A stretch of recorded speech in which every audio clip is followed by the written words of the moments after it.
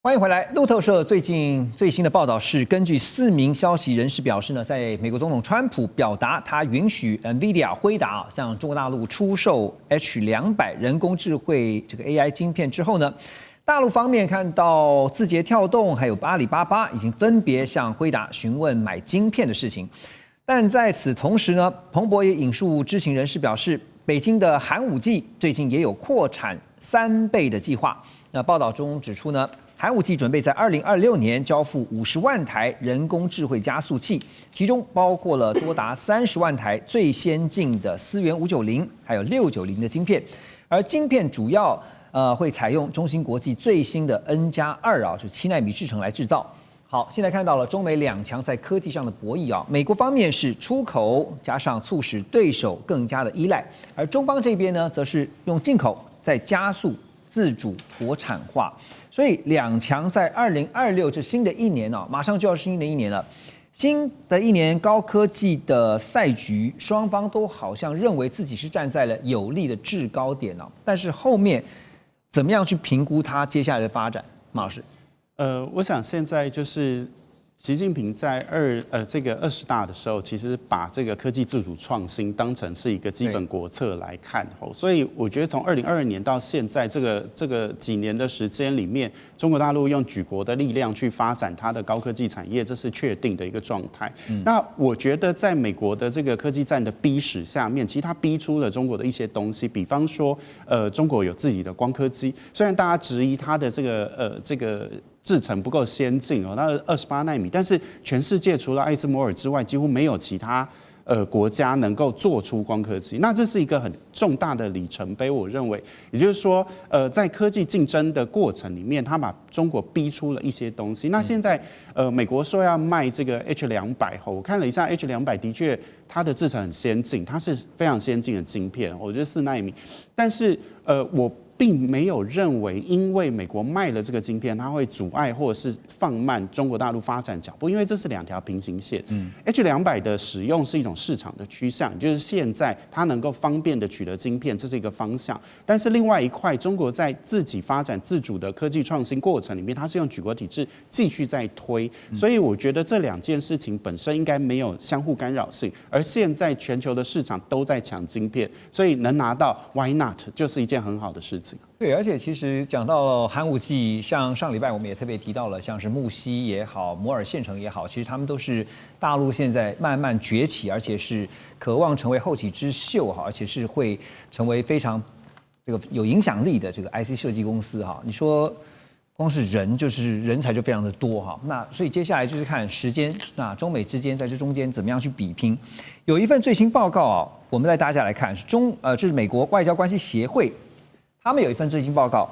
说呢，尽管华为的人工智慧就 AI 晶片取得了进展哈，但是辉达整体 AI 硬体的性能仍然是保持领先，而且优势会继续扩大。以目前公开的 AI 晶片性能资料还有生产力来估算的话，他们认为，就是这个报告认为呢，华为几年内都无法缩小与辉达的差距。而这个报告也预测呢，到2027年下半年，辉达最佳的 AI 晶片性能可能比华为的晶片高，就是性能要比它高，还要高出17倍左右。反观华为在2年内不太可能会推出超过辉达 H200性能的晶片，而华为预定在2027年的第4季啊，要推出这个升腾啊，就是 ASIN 960晶片，在2028年准备上市。听到这边，可能大家会觉得很好奇啊，就美国外交关系协会这个资料到底是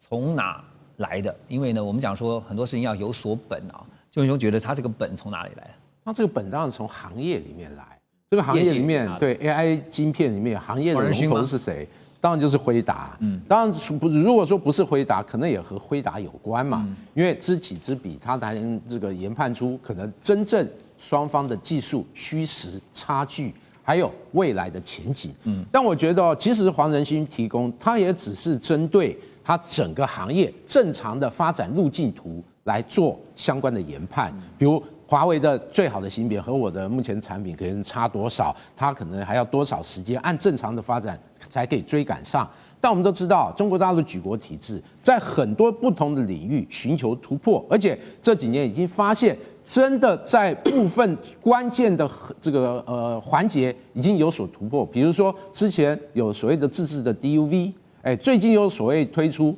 第一台 EUV 的原型机，其实这都对中国大陆比较目前这个居于劣势的制造这个部分，会产生一个很大的一个推升效果。此外，中国大陆的相关行业里面，在有些新的材料，那也陆续推出，比如说我们等一下讲的这个光子晶片，那也是其中一个代表哦。因此，对于说中美在整个 AI 晶片的竞争里面，我认为这种出乎意料的这个发展，可能会让美国相关的业者在评估上，比如说领先的差距上会打一些折扣。而且大家要知道，中美两大国在这个整个 AI 的相关的竞争，这个算力只是其中的一个环节，算力就是相关的晶片、相关的这个科技能力。那另外还涉及所谓的大模型，那另外还有电力，能否提供足够的电力，让 AI 的发展呈现着一个比较持续的活力。在诸多的部分，其实中美两国其实各有擅长。比如大家都普遍公认，像在电力这个部分，中国大陆居于很大的优势。算力这种晶片，中国大陆目前在苦苦追赶。那另外，在这个模型这个部分，其实中美各有擅长，因此这个竞争，我认为短时间，比如说2年、3年、5年，可能还看不出来，把时间拉长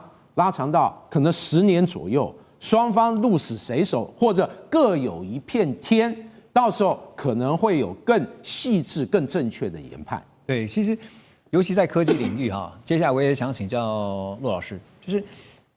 一定是叠对叠的啊。我们台面上没看到，就是你现在公开的资料是如此哈，你的技术到达什么样的地步程度，然后你突破了什么样的关键技术，那些都是台面上的，台面下的我们看不到。不管是中方也好，是美方也好，可能都是如此。那因为我想到先前听过林本坚院士他的一场演讲哈，未来最关键就是在半导体的发展上面，最关键的还是在能源，就是电的问题，以及呢人才的问题啊，人才现在流失啊，或是分布在各地啊，有没有办法集中啊，可能是一个